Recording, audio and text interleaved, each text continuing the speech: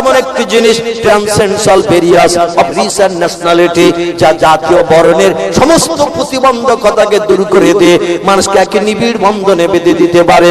কে সাদার, কে কালো, কে ধনী আর কে গরিব, কে রাজার কে প্রজা। ইসলামের ভিতরে কোনো জাতি বৈষম্য নাই, ইসলামের ভিতরে সকলের মর্যাদা 50-50 সমান। একটু জোরে বলা যাবে কে সুবহানাল্লাহ। তিনি বলছেন a feather which does not character any other religions. আমি রিসার্চ করে গবেষণা করে দেখলাম ইসলামের সমতুল্য আদর্শ, ইসলামের সমতুল্য চরিত্র এনি আদার রিলিজিয়নস পৃথিবীর আর কোন ধর্মে খুঁজলে পাওয়া যাবে না। এটা হলো বিরল প্রকৃতির ধর্মের আদর্শ। তাই বর্তমানে 21শ শতাব্দীর যুগে পৃথিবীতে যারা উচ্চ শিক্ষিত হয়েছে, জ্ঞানের শিখরে যারা পৌঁছে গেছে, দলে দলে তারা মুহাম্মদ রাসূলুল্লাহ আদর্শের কাছে মাথা নত করে গড়ে আবারের দৈনন্দিন 200 কোটি ভিন ধর্মাবলম্বী আজ কলেমা পড়ে আমাদের জাত ভাই হচ্ছে। বহির বিশ্বের ইতিহাস একটু আলগা করুন, আজ আনন্দে আত্মহারা হয়ে যাবেন।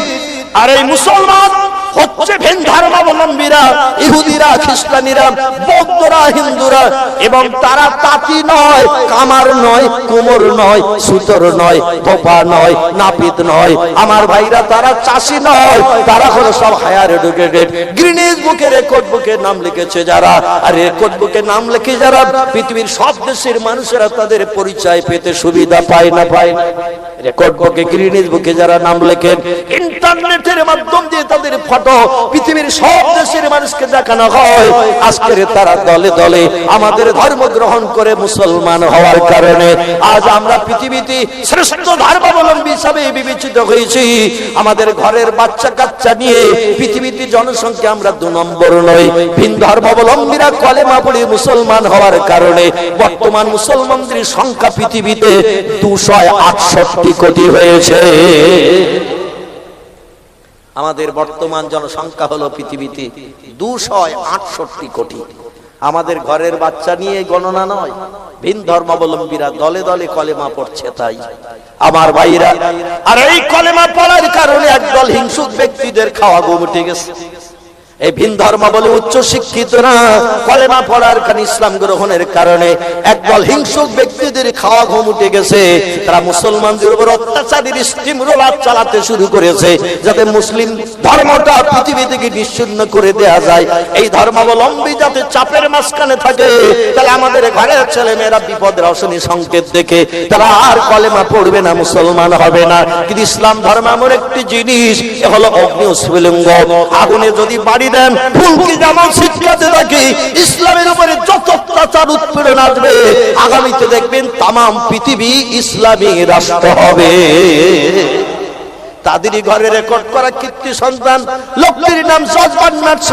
খ্রিস্টানদের বিশ্ব শ্রেষ্ঠ জ্ঞানী পণ্ডিত যিনি, নাম তার জর্জ বার্নার্ড শ। পৃথিবীর সব দেশের উচ্চ শিক্ষিত জ্ঞানীরা যারা চেনে জানে, এই লোকটির নাম হলো জর্জ বার্নার্ড শ। তিনি অনেকগুলো ভবিষ্যৎবাণী করেছেন। আমার ভাইরা, তার অধিকাংশ ভবিষ্যৎবাণী 21শ শতাব্দীর শুরুতে বাস্তবে রূপদান হচ্ছে, সব বাস্তবে সত্য হিসাবে বিবেচিত হচ্ছে। আল্লাহ তার ব্রেন মগজকে একটু সাফ করে দিয়েছিলেন। এই জর্জ বার্নার্ড শ তত্ত্ব দিলেন, এই ইহুদি আর খ্রিস্টান দুটি জাতি শিক্ষার চরম শিখরে পৌঁছানোর কারণে পৃথিবীতে দুটি জাতি বর্তমানে শিক্ষার চরম শিখরে পৌঁছে গেছে। ওদের ভিতরে এখন একটাও মূর্খ খুঁজে পাওয়া যায় না। 100-এর ভিতরে 100 জন শিক্ষিত, হাজারে হাজার জন শিক্ষিত, লক্ষে লক্ষ জন শিক্ষিত। ইহুদি খ্রিস্টান দুটি জাতির ভিতরে এখন আর মূর্খ নাই বললেই চলে। এরা শিক্ষার চরম শিখরে পৌঁছানোর কারণে, উচ্চ শিক্ষিত হওয়ার কারণে তামাম বিশ্বকে মুঠার ভিতরে পুরি নিয়ে আর দাদাগিরি করতে, নেতৃত্ব করতে সুবিধা পেয়েছে। আজকের কলম কাগজ দেখলেও দেখতে পাবেন আফগানিস্তানে এক বোমা ছেড়ে দিয়েছে পাহাড়ের উপরে। আমার ভাইরা, 36 জনের মতো মানুষ মুসলমানদের প্রাণ নাশ করেছে। ওরা বলছে এরা হলো সন্ত্রাসবাদ, সন্ত্রাসবাদ রাখবো না, তাই মুসলমানদের উপরে বোমা নিক্ষেপ করেছে। কয়েকশো টন বোমা নিক্ষেপ করে মুসলমানদের প্রাণ নাশ করলো গতকাল। আজকের পত্রিকায় ফটোগ্রাফ করে দিয়েছে। পৃথিবীর কোন ধর্মাবলম্বীদের মারে না তারা, এরা মারে শুধু মুসলমানদের।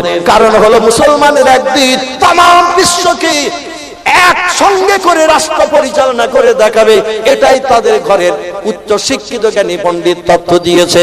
জর্জ বার্নার্ড শো বলছেন, ওই ইহুদি আর খ্রিস্টান দুটি জাতি বর্তমানে শিক্ষার চরম শিখরে পৌঁছানোর কারণে আজ তাম বিশ্বকে মুঠার ভিতরে পুরি নিয়েছো, দাদাগিরি করছো, নেতৃত্ব করছো, কিন্তু সামনে এমন একটা দিন আসছে যেদিন তোমাদের দাদাগিরি আর চলবে না, চলবে না। তোমাদের ছেলে মেয়েরা দলে দলে একটি নতুন ধর্ম গ্রহণ করবে, সেই ধর্মটির নাম হবে ইসলাম। নারে তাকবীর। জর্জ বার্নার্ড শোকে জিজ্ঞাসাবাদ করা হলো, আমাদের ছেলেমেয়েরা উচ্চ শিক্ষিত হওয়ার কারণে ধর্ম পরিত্যাগ করে কেন ইসলাম গ্রহণ করবে?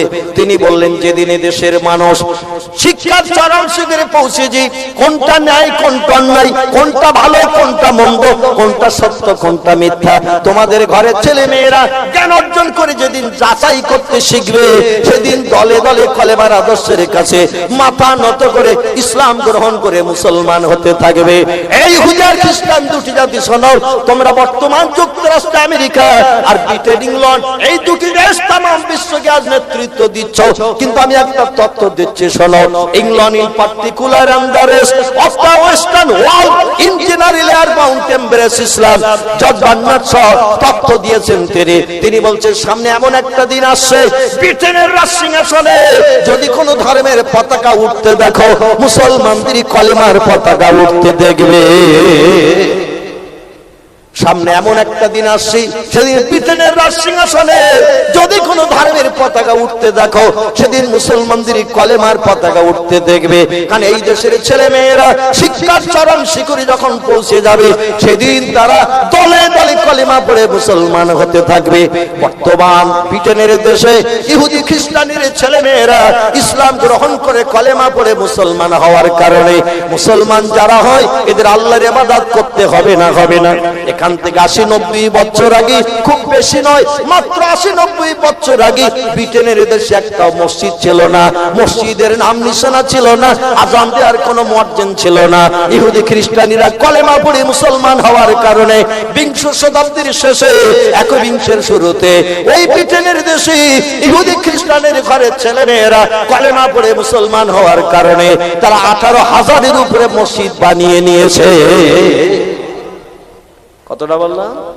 18,000-এর উপরে মসজিদ বানিয়ে ফেলেছে ব্রিটেন ইংল্যান্ডের দেশে, যেখানে একটা মসজিদও ছিল না, মুয়াজ্জিনের নাম নিশানা ছিল না, আল্লাহর ইবাদতের কোনো জায়গা ছিল না। অল্প দিনের ভিতরে সেখানে 18,000-এর উপরে মসজিদ তৈরি হয়েছে। আপনারা শুনলে আরো খুশি হয়ে যাবেন। তাম বিশ্বকে এখন মুঠার ভিতরে পুরি নিয়ে নেতৃত্ব করছে যারা, নাম যুক্তরাষ্ট্র আমেরিকা। আমেরিকা খ্রিস্টানীদের প্রধানতম দেশ। আমার ভাইরা, সেই দেশ এখান থেকে 80-90 বছর আগে একটাও মসজিদ ছিল না। ইহুদি খ্রিস্টানীদের প্রধানতম দেশ হলো ওই যুক্তরাষ্ট্র আমেরিকা। ওখানে ওরাই সব থেকে জনসংখ্যা 98% ওরা ওখানে বসবাস করত। বর্তমান 21 শতাব্দীর যুগে তাদেরই ঘরের ছেলেরা, তাদেরই ঘরের মেয়েরা ইসলাম গ্রহণ করে কলেমা পড়ে মুসলমান হওয়ার কারণে আমেরিকার দেশে আল্লাহর ইবাদত করার জন্য তারা মসজিদ বানিয়েছে 25,000-এর উপরে। জোরে বলুন সুবহান। ওয়ার্ল্ড রেকর্ড বুকে আবার তাদের দেশের মসজিদ এখন জায়গা পেয়েছে গ্রিনিজ বুকে, ওয়ার্ল্ড রেকর্ড বুকে। শাহাজি মোবাইল প্লাজা, দেউলি বাজার, দক্ষিণ 24 পরগনা। আমার ভাইরা, বর্তমান 21 শতাব্দীর যুগে ওই আমেরিকা দেশে দুটি উন্নত শহর আছে। একটির নাম হলো নিউ ইয়র্ক, একটির নাম হলো লস অ্যাঞ্জেলেস। এই দুটি শহর হলো সব থেকে সিনসাম বেহেশতি প্যাটার্নে, জানো, দেখলে মনে হয় যেন জান্নাত থেকে ঘরগুলো নেমে এসেছে। রাস্তার দুই ধারে ফুটপাত, মাঝখানে ফুটপাত, সব ফুল গাছ লাগানো, ঘরের সামনে সুন্দর সুন্দর পিকনিক স্পট, গাছপালা লাগানো। দেখলে মনে হয় যেন বেহেশত থেকে ঘরগুলো, বিল্ডিং গুলো সব এসেছে। পিকনিক স্পট, গার্ডেন, বাগানগুলো জান্নাত থেকে নামিয়ে আনা হয়েছে। এত সুন্দর সিমসাম শহর সারা আমেরিকার দেশে যুক্তরাষ্ট্রে আর নাই। একটার নাম হলো নিউ ইয়র্ক, একটার নাম হলো লস অ্যাঞ্জেলেস। এই নিউ ইয়র্কে সুনাম সুজা সুখ্যাতি রক্ষা করার জন্য আমেরিকা সরকার হাজার হাজার কোটি ডলার খরচ করে একটা বিল্ডিং সেখানে বানিয়েছিল। তাম বিশ্ব পর্যটকেরা আসবে, দেখবে। বিল্ডিংটির নাম দেওয়া হয়েছিল twin tower world trade centre. 48 বিঘা জমি এরিয়া করে একটা বিল্ডিং তোলা হয়েছিল, 125 তলা। কত বললাম? 125 তলা বিল্ডিং তোলা হয়েছিল নিউ ইয়র্কে, 48 বিঘা জমি এরিয়া করে। আমাদের ঘর ক বিঘে জমিতে হয়? ক বিঘে? 2 কাঠা 1.5 কাঠা, তাও বাড়ির ভেতরে উঠুন, সামনে উঠুন, ঠিক কি না? 2 কামরা 3 কামরা ঘর, এই নিয়ে ছোট্ট জায়গায় ঘর, 1 তলা 2 তলা 3 তলা 5 তলা বাড়ি অনেকে বানায়, আবার অনেকে 1 তলাই সিমসাম হয়ে গেছে, অসুবিধা নাই। 48 বিঘা জমি এরিয়া করে বিল্ডিং তোলা হলো, যে বিল্ডিং একটা ইটের বালাই ছিল না, সব ঢালাই করে করে তোলা হলো। স্টোন চিপ, পাথর বালি আর শিক দিয়ে দিয়ে, শিকের মাথা বা শিক লাগিয়ে ঝাল দিয়ে দিয়ে দেয়া হয়েছে। একটা জায়গায় টান দিলে যেন সব জায়গায় টান পড়ে। আর আমরা যা কিছু শিকগুলো দেই শুধু ফেলে দেই, সিমেন্ট মাটি বালি দিয়ে সব জাম করা হয়। আমার ভাইরা, এই বিল্ডিং 15 তলা মাটির তলায় ঢুকানো হয়েছিল, 110 তলা মাটির উপরে ছিল, 250 লিফটের সিঁড়ি ছিল, আর 175টি স্কুলেটার চলমান চেন লাগানো সিঁড়ি লাগানো ছিল। 2 লক্ষ মানুষ বিল্ডিং এর ভিতরে ঘোরাফেরা করলে কোনো ঘোরাঘুরি হতো না, কোন রকম অসুবিধা বোধ হতো না। মানুষ স্বস্তিতে কেনাকাটা করতে পারত। পৃথিবীর সব দেশের দামি দামি জিনিসগুলো এই বিল্ডিং এর ভিতরে কেনাকাটা করতে পারা যেত। 2001 সালের 11 সেপ্টেম্বর আমার আল্লাহ তাম বিশ্বকে জানিয়ে দিয়ে দিল, আমি একটা ছোট্ট মারুতি ভ্যান মার্কা এরোপ্লেনের ধাক্কায় জনম জনম তোদের বিশ্ব রেকর্ড করা বিল্ডিং ধূলিসাৎ করে জমিন সমান করে দিয়ে দিলাম। তোরা বলিস আমার ক্ষমতা পাওয়ারলেস হয়ে গেছে, আমি আল্লাহ নাকি বুড়ো টুড়ো হয়ে গেছি। এখন বুড়ো হয়েছি না জওয়ান আছি একটু দেখে নে। 2001 সাল থেকে 2017 দেখতে দেখতে 16 বছর পেরিয়ে গেল, এখনো পৃথিবীর কোন দেশের বিজ্ঞানীরা তথ্য দিতে পারেনি যে এই বিল্ডিংটা সামান্য একটা এরোপ্লেনের ধাক্কা লেগে জমিন সমান পর্যন্ত সব কেন কমপ্লিট হলো। ধাক্কা লেগেছে যেখানে, সেখানে না এখানে গর্ত হয়ে যায়, যাক সেখানে যেখানে ধাক্কা মেরেছে 60-65 তলা, উপরের গুলো ধাক্কায় ভেঙে পড়ে পড়ুক, তো তলার ঘরগুলো কি অন্যায় করলো? 4 দিন ধরে শুধু জ্বললো। ফায়ার ব্রিগেড দমকল বাহিনী এসে পানি দিল। অনেক জায়গায় ঘরে আগুন লাগলে ফায়ার ব্রিগেড দমকল বাহিনী আসে কিনা? এই পানি দিলে আগুন নিভে যায় না? যায় না। কিন্তু ওখানে পানি দিয়েছে ওরা, দমকল বাহিনী এসে, আর পেট্রোলের কাজ করেছে পানি। কে করিয়েছে? আল্লাহ বলছেন আগুনকে আমি পানি বানাই, আবার আগুনকে আমি ইচ্ছা করলে তার কাজ করাই। ঠিক না ভুল? আল্লাহ বলছেন ইয়া নারুকুনি বারদাও ওয়া সালামান আলা ইব্রাহিম। আগুন গরম না ঠান্ডা? কথা বলেন, কোনদিন ঠান্ডা হয়? হয় না। আল্লাহ বলছেন আমি বলছি হ, হে আগুন, ইয়া নার, হে আগুন কুনি হয়ে যা, বারদান ঠান্ডা হয়ে যা, সালামান শান্তি প্রিয় হয়ে যা আলা ইব্রাহিম, আমার পয়গম্বর ইব্রাহিমের প্রতি। দেশের খোদার জনগণ তারা আমার পয়গম্বরকে আগুনের কুণ্ডে ফেলে দিয়েছে, আর এই কাঠ পুড়িয়ে ছাই হতে 40 দিন 40 রাত লাগবে। আর আমার পয়গম্বরকে আগুনের ভিতরে পুড়িয়ে দগ্ধীভূত হবে নাকি? আলু ভর্তা মার্কা হবে নাকি? আমি আল্লাহ যদি তোরে বানিয়ে থাকি আমার হুকুম তামিল কর, তো গরম ভাব ভুলে যা, আমার বান্দার জন্য আজ ঠান্ডা শীতল হয়। আল্লাহ বলেছেন আগুন সঙ্গে সঙ্গে আল্লাহর হুকুম তামিল করেছিল না করেনি? খাজা মঈনুদ্দিন চিশতি তার বাস্তব প্রমাণ দেখালো। এই হিন্দের দেশে মুসলমান বানানোর দায়িত্ব নিয়ে এসেছিলেন যিনি, সৌদি আরব থেকে, মদিনা থেকে, ইরাকের অধিবাসী। তার পিতার নাম ছিল খাজা গিয়াসউদ্দিন, মায়ের নাম ছিল উম্মুল ওরা, লোকটির নাম খাজা মঈনুদ্দিন। ইনি 39 জন সঙ্গে নিয়ে 3000 কিলোমিটার রাস্তা আরব সাগর এক রাত্রি পাড়ি দিয়ে মুলতানে এসে ঠেলে উঠেছিলেন। জোরে বলা যাবে কে একটু সুবহানাল্লাহ? আশেপাশে পুকুর আছে না নাই? মাদ্রাসার পাশে একটা আছে কিনা? এখন এই পুকুরের মাঝামাঝি যদি আমাদের হেঁটে যেতে বলা হয়, হুজুর সাইড দিয়ে ঘুরে আসতে গেলে সময় লাগবে, চলুন মাঝামাঝি যাই। এই সাঁতার যে না জানে ও নামবে তো পানিতে নাকি? যে সাঁতার না জানে যত নামবে তত কাপড় ভেজবে না? ভেজবে না। শেষ পর্যন্ত সাঁতার না জানে ফেরাউনের দলবলের মতো নাকানি সোবানি খেয়ে কমপ্লিট হবে কিনা? জনম জনম বিদায় হয়ে যাবে। খাজা মঈনুদ্দিন চিশতি আজমিরি সানজারি রাহমাতুল্লাহ আলাইহি আল্লাহকে আপন বানিয়েছিলেন, নবীর প্রেম দিয়ে, নবীর মহব্বত হৃদয়ে তৈরি করে নবীর সঙ্গে সম্পর্ক গাঢ়তর করেছিলেন। 3000 কিলোমিটার রাস্তা আরব সাগর এক রাত্রে পাড়ি দিয়ে 39 জনকে নিয়ে আমাদের ভারতের জমিনে এসে ঠেলে উঠলেন। জোরে বলুন একটু সুবহানাল্লাহ। ইমাম হাসান বসরি রাহমাতুল্লাহ আলাইহি তার জীবনী আলগা করে দেখেন, যখনই প্রয়োজন হতো কোন সাগরেদের বাড়ি দাজলা নদী পেরিয়ে যাওয়ার জন্য নৌকা ডিঙে লঞ্চের জন্য অপেক্ষায় দাঁড়িয়ে থাকতেন না। যখনই মনে হতো তিনি নদীর উপর দিয়ে বেমালম রাস্তা মনে করে হেঁটে চলে যেত, পানির দাগও তার পায়ে লাগতো না। জোরে বলুন একটু সুবহানাল্লাহ। তার একজন শিষ্যা ছিল মেয়ে ছেলে, আমাদের মেয়েরা কেমন আমল করেনি। তার একজন শিষ্যা ছিল মেয়ে ছেলে, নাম তার হযরতে রাবিয়া বসরি রাহমাতুল্লাহ আলাইহা। ইনিও হাসান বসরির কাছ থেকে মুরাকাবা মুশাহাদার সবক মস্ক করে রাত জেগে নফল নামাজ পড়ে আল্লাহর কোরআন তেলাওয়াত করে আল্লাহ কেমন বশ করে নিয়েছিলেন। ইনিও দাজলা নদীর পানির উপর দিয়ে বেমালুম পায়ে হেঁটে চলে যেতেন। রাবিয়া বসরির কাপড়ও ভিজত না, এমনকি হাওয়াকেও পর্যন্ত তিনি বশ করে নিয়েছিলেন। যখন তখন কাদের ওড়নিটা ছেড়ে দিত, হাওয়া টেনে ধরে লম্বা করে রাখতো। রাবিয়া বসরি হাওয়ায় শূন্যে আল্লাহর ইবাদত নামাজ আদায় করত। জোরে বলুন একটু আমিন। পৃথিবীতে দুটি নারী পুরস্কার পর্যন্ত টপকিয়ে গেছে। একটি নারীর নাম হযরতে মা খাদিজাতুল কুবরা রাদিয়াল্লাহু আনহা, বিশ্ব নবীর জীবন সঙ্গিনী, আল্লাহর পয়গম্বরের জীবনের প্রথম সাথী, মক্কার অধিবাসিনী, খয়লে দুহিতা, পৃথিবীর চারজন বিশ্ব সুন্দরীর ভিতরে একজন বিশ্ব সুন্দরীর নাম হযরতে মা হাওয়া আলাইহিস সালাম। দুই নম্বরের বিশ্ব সুন্দরীর নাম হযরতে আসিয়া রাদিয়াল্লাহু আনহা। তিন নম্বরের বিশ্ব সুন্দরীর নাম হযরত ইউসুফ নবীর বিবি।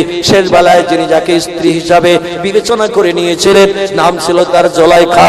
চার নম্বরের বিশ্ব সুন্দরীর খেতাব পেলেন যিনি, তিনি হলেন হযরতে মা খাদিজাতুল কুবরা রাদিয়াল্লাহু আনহা। এরা দুনিয়ার কোন যুবককে প্রেম দিয়ে পরকাল বরবাদ করে নাই, এরা একটু বেশি বেশি প্রেম দিয়েছে আমার আল্লাহকে। আর আমার আল্লাহকে বেশি বেশি প্রেম দেওয়ার কারণে আল্লাহ দুনিয়ায় বেঁচে থাকতে চারজন নারীকে জান্নাতে হালাল বানিয়ে দিয়েছে। নারে তাকবীর। আমার ভাইরা, এই চারজন নারীর ভিতরে একজন নারী যার কথা আমি আপনাদের কাছে বলতে চাইছিলাম, তিনি হলেন মক্কার অধিবাসিনী, বিশ্ব নবীর জন্মঘর যেটি, এই ঘরের ডান দিকে একটা লম্বা পূর্ব পশ্চিমে পাহাড় ছিল। পাহাড়টির নাম হলো গাজ্জা পাহাড়। বর্তমানে সৌদি সরকার পাহাড়ের নাম নিশানা রাখে নাই, সমস্ত পাহাড়টা কেটে উৎখাত করে সেখানে সৌদি মানুষের ব্যবসা করার জন্য, দোকানপাট তৈরি করার জন্য সুযোগ করে দিয়েছিল। আবার গত বছর দুই হলো সৌদি সরকার বলল দোকান উঠাও, বিদেশি হাজিরা আসে নামাজ পড়ার জায়গা পাচ্ছে না, একটাও দোকানে গাজ্জা পাহাড়ি এলাকায় রাখা হবে না। জোরে বলুন একটু সুবহানাল্লাহ। টোটাল দোকানগুলো ভেঙে উৎখাত করে দিয়ে হাজিরা নামাজ পড়ার সুযোগ করে দিয়েছে। নবীজির জন্ম ঘরের বাম সাইডে আর একটা লম্বা পাহাড় ছিল, এই পাহাড়টির নাম হলো আবু কুবাইস। কি নাম? আবু কুবাইস পাহাড়টাও সৌদি সরকার কাটতে কাটতে পূর্ব দিকে একটা ঢিবি এনে বানিয়েছে। মাথার দিক থেকে কাটতে কাটতে, পশ্চিম দিক থেকে কাটতে কাটতে পূর্ব মাথায় এনে হাজিরি করেছে, ছোট্ট একটা ঢিবি মার্কা রয়েছে। আমার ধারণা কিয়ামত পর্যন্ত এই ঢিবিটার কাটবে না, কারণ ঢিবিটা বিশ্ব মুসলিমদের কাছে নজির সৃষ্টি করে রয়েছে। জোরে বলুন সুবহানাল্লাহ। এই পাহাড়টার উপরে দাঁড়িয়ে আল্লাহর নবী আঙ্গুলটা লম্বা করে আকাশের চাঁদ খণ্ডন করে দিয়েছিলেন। আদম সফিউল্লাহ আরাফাতের মাঠ থেকে বিবিকে নিয়ে বাইরামার মুজদালিফা হয়ে মিনা ময়দান হয়ে এই পাহাড়ের গুহার ভিতরে দীর্ঘদিন বসবাস করেছিলেন। হযরত আদম দেখে বলে, আল্লাহ, আমি যখন খাবার কালেকশনে দূরে চলে যাই, আমার বিবি গুহার ভিতরে বসে থরথর করে কাঁপে আর ফোঁপিয়ে কাঁদে। খাবার কালেকশন করে দূর থেকে ফিরে এসে দেখি বিবি কাঁদে। ডেকে বলে, মাপ তো কি যাও জাতি, এ বিবি হাওয়া রে, তুমি কাঁদো কেন? কান্নার কারণ বল। হাওয়া বলে, দিনের বেলা থাকি ভালো, সন্ধ্যার পরে চতুর্দিকে খুশকাশ করলে আমার বড় ভয় ধরে, আর আপনি ঘরে নাই, তাই একাকে আমি ভয় পাই, এই জন্য আমি ফপিয়ে ফপিয়ে কাঁদি। আদম ডেকে বললেন, কি হলে তোমার সুবিধা হয়? এখানে তো গাছপালা নাই, খাবার নাই, কিছু নাই, খাবার কালেকশন করতে দূরে যেতে হয়, এখন কি হলে তুমি সুবিধা পাবে? হাওয়া বলেন, প্রাণের স্বামী, রাতের আধারে যে কোনো মেয়ে ভয় পায়, আমাদের একটু ভয় বেশি, একটা লাইটের ব্যবস্থা হলে খুব সুবিধা হয়। আদম ডেকে বলে, আল্লাহ, দোয়া যখন কবুল করেছো ওই আরাফাতের মাঠে জাবালে রহমতে, তাহলে আমার বিবি কাঁদবে, আর এই কান্না আমি দেখবো, এটা তো পছন্দ করি না।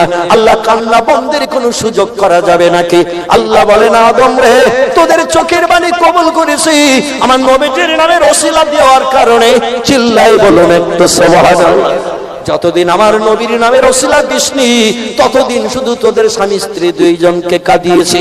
যেদিন আমার নবীর নাম দোয়ার মাধ্যম দিয়ে ধরলি, বেহুরমতি হাজিহিল কালেমাতে তৈয়বাতে লা ইলাহা ইল্লাল্লাহ মুহাম্মাদুর রাসূলুল্লাহ। আমার নবীর নাম যেদিন দোয়ার ভিতরে ঢুকালি সেদিন আমার রহমতের দরিয়ার দরজায় জোশ বেড়ে গেছে। আমি আল্লাহ তোদের দুইজনকে এক জায়গায় না করে আর পারি নাই। এই জন্য আমাদের সিলসিলার প্রতিষ্ঠাতা যিনি নাম তার আবু বকর সিদ্দিক আল কুরাইশি রাহমাতুল্লাহ আলাইহি, আমরা যাকে দাদা হুজুর বলে জানি, উনি বলেছেন যখন আল্লাহর কাছে দোয়া কামনা করবে এই দোয়ার শেষে একটু নবীজির নাম কলেমাটা শেষ বেলা পড়বে। অধিকাংশ দলমতপন্থীর মানুষ তারা দোয়া করে যখন শেষ বেলা বলে বেরহমাতিকা ইয়া আরহামার রাহিমিন আলহামদুলিল্লাহ